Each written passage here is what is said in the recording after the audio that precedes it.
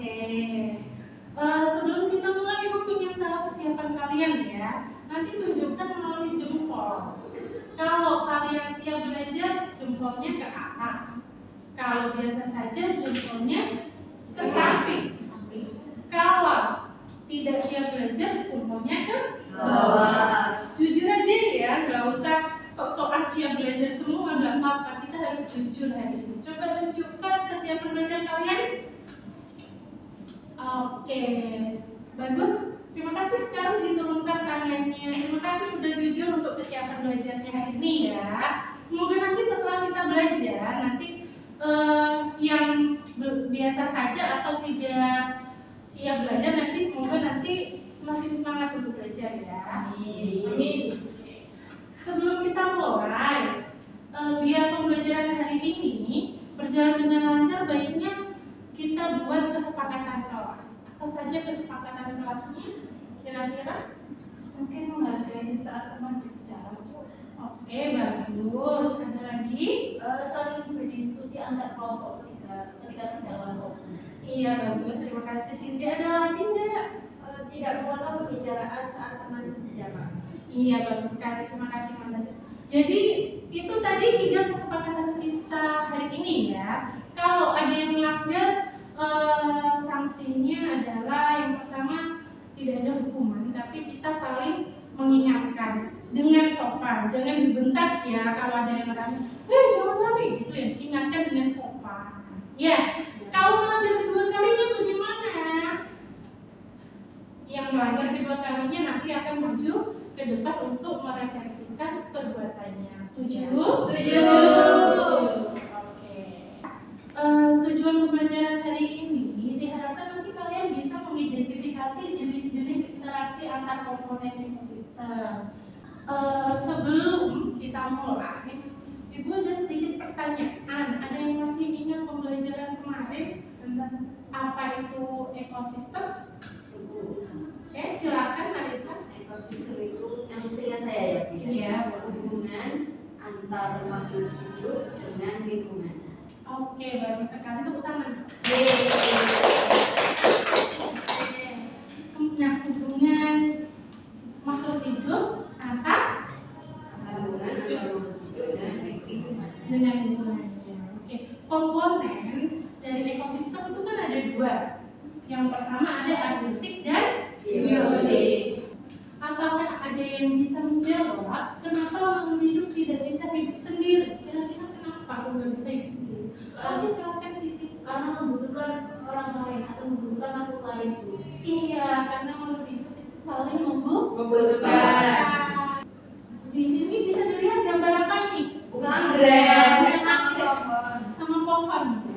Nah, kenapa anggrek itu bisa hidup menempel di pohon besar tanpa membunuh pohon tersebut? Apakah ada hubungannya? Ada. Hubungannya apa? Ya, silakan. Karena anggrek tidak membunuh pohon, karena anggrek tidak membutuhkan nutrisi dari pohon, jadi dia hidup sendiri. Iya, betul sekali. Tepuk tangan dong. Okay, next question. Bisa dilihat ini gambar apa? Harimau. Ya.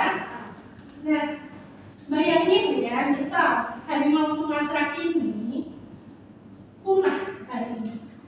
Apa yang terjadi di hutan saat jika semua predator punah?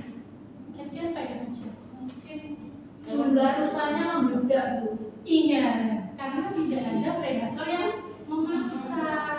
Jadinya ekosistemnya apakah tetap baik-baik saja atau tidak baik-baik saja? Dari simbiosis. Nah, simbiosis ini ada 3. Parasitisme,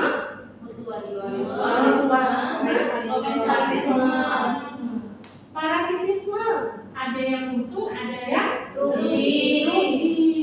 Contohnya, ada yang bisa menyebutkan? Itu, Bu. Ya, silakan. Kalau di situ saya baca benalu menyerang nutrisi pohon inang. Oke, bagus sekali. Kalau salaman? Sama, Bu, kayak sini. Oh, sama. Oke, terima kasih ya. Tepuk tangan dong. Nah, kenapa keluargamu itu dua-duanya sama-sama diuntungkan. Contohnya, kupu-kupu mendapatkan nektar dari bunga. Kalau bunga diuntungkan karena apa? Karena dibantu menyatukannya. Yang terakhir ada komensalisme. Yang satu diuntungkan, yang satu B aja nih, atau tidak dirugikan dan tidak diuntungkan. Contohnya, anggrek yang menempel pada pohon. Ya, tadi kalian kan lihat ada foto anggrek di pohon kan? Ya. Nah, anggrek itu menempel untuk cahaya tanpa merugikan. Jadi anggrek itu hanya menempel tanpa menyerap nutrisi. Beda dengan benalu. Benalu menempel namun menyerap nutrisi dari pohon lain. Oke, kita lanjutkan kegiatan selanjutnya. Nanti kalian akan berkelompok. Ibu bagi jadi 2 kelompok. Kelompok pertama ada Ana, Nancy, Laili, Raita. Kelompok 2 ada Cindy, Manda, Lintang, Salma. Kalian sudah berkumpul dengan kelompoknya masing-masing? Sudah. Oke, Ibu harapkan nanti kalian saling bekerja sama dan berbagi peran. Jadi dalam satu kelompok ada 1 anak sebagai penulis, 1 anak sebagai pengamat, dan 2 anak sebagai presenter. Bisa? Bisa. Oke. Nanti Ibu akan bagikan kalian masing-masing kartu hubungan antar makhluk hidup. Setelah itu kalian silakan tulis tabelnya dulu dan kelompokkan kartu tersebut masuk ke hubungan yang ke jenis interaksi yang mana. Bisa dipahami? Bisa. Ya. Oke. Ini kelompok berapa? Kelompok 2. Kelompok 2. Oke. Ini kelompok berapa? Kelompok 1. Waktu ini ada gambar nyamuk menghisap darah manusia. Menurut kalian apa ya? Ini kamu prediksi. Benar ya? Enggak ya? Coba kita baca-baca dulu ciri-cirinya ya di buku.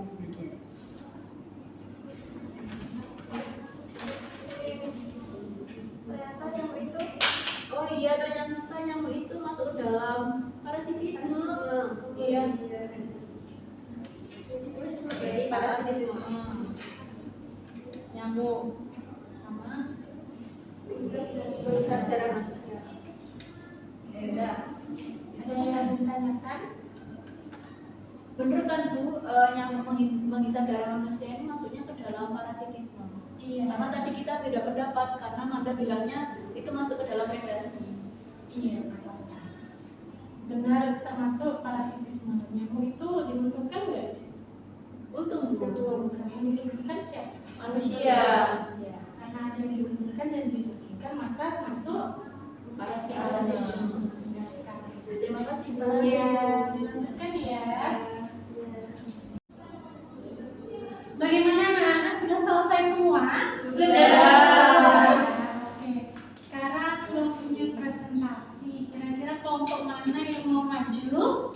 Kelompok 2. Oke, silakan kelompok 2 maju. Nanti kelompok lain menanggapi setelah presentasi ya. Ya Bu.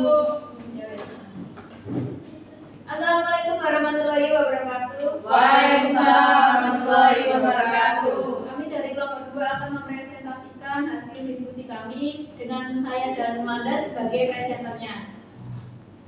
Yang pertama ada kompetisi. Jadi pengertian dari kompetisi adalah suatu interaksi yang merugikan kedua makhluk hidup yang terlibat. Jadi contohnya ada sapi dan kambing merebutkan rumput.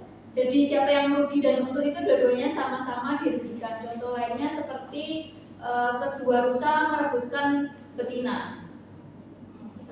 Baik, untuk selanjutnya yaitu ada predasi, di mana pengertiannya adalah hubungan yang menguntungkan terhadap satu pihak, namun yang pihak yang lainnya itu mengalami kerugian. Nah, contoh interaksinya adalah katak memakan serangga. Dari sini siapa yang dirugikan dan diuntungkan? Untuk yang dirugikan adalah serangga, kemudian yang diuntungkan adalah katak. Ada juga contoh lain seperti burung yang memangsa belalang. Seperti itu Bu. Dari kami sudah cukup. Oke, dari kelompok 2 ini kan sudah cukup. Apakah dari kelompok 1 mau menanggapi? Mau Bu, di sini gambarnya kan beda Bu ya. Jadi di sini saya ada gambar beberapa, yaitu yang pertama tadi kan kompetisi tadi itu dua kambing yang merebutkan betina. betina apa itu? Kalau di sini itu ada burung pipit sama burung gereja, mereka berebut makanan. Terus ada lagi yang apa itu tadi, predasi tadi. Kalau di sini ada harimau memangsa rusa. Terus ada juga yang parasitisme, itu juga ada simbiosis parasitisme itu juga ada di sini. Kutu hidup itu tumbuhnya di tubuh kucing.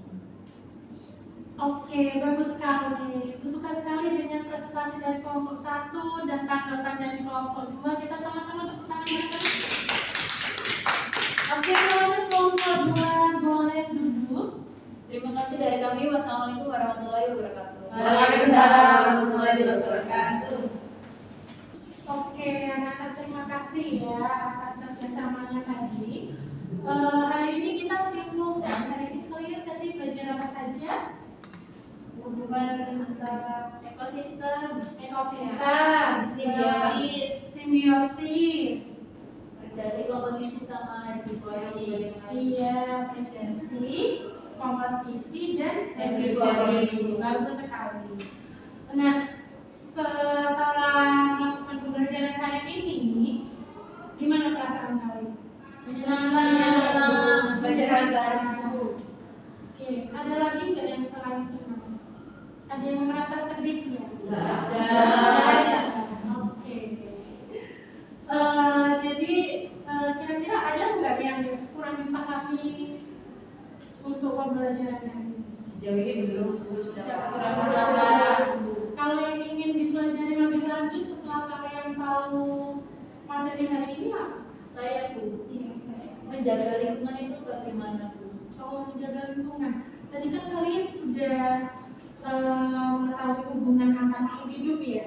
Kalau kita tidak menjaga lingkungan atau tidak menjaga suatu ekosistem, maka pasti yang dirugikan juga kita. Contohnya apabila ekosistem yang ada di hutan rusak, predatornya populasinya punah atau berkurang, nanti pasti rantai makanan yang di bawahnya semakin meningkat.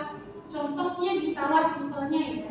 Kalau di sawah itu pasti ada padi, ada tikus dan ada ular. Kalau misal kalian yang punya sawah ya, nanti insya Allah nanti kalian punya sawah. Nanti misalkan populasi ularnya ini punah, tidak ada ular di sawah, apa yang akan terjadi? Di sawah Tikusnya semakin banyak. semakin banyak. Kalau ada ular kan nanti ada yang memangsa tikus. Kalau tikusnya semakin banyak, apa yang Padinya rusak. padinya rusak karena dimakan Tikus. Jadi begitu ya, kita harus saling menjaga Ekosistem. menjaga lingkungan. Oke, jangan lupa untuk pembelajaran selanjutnya kita akan mempelajari penyebaran fauna dan flora. Nanti dipersiapkan sebelum kita mulai pembelajarannya. Sekian dari Ibu. Wassalamualaikum warahmatullahi wabarakatuh. Waalaikumsalam.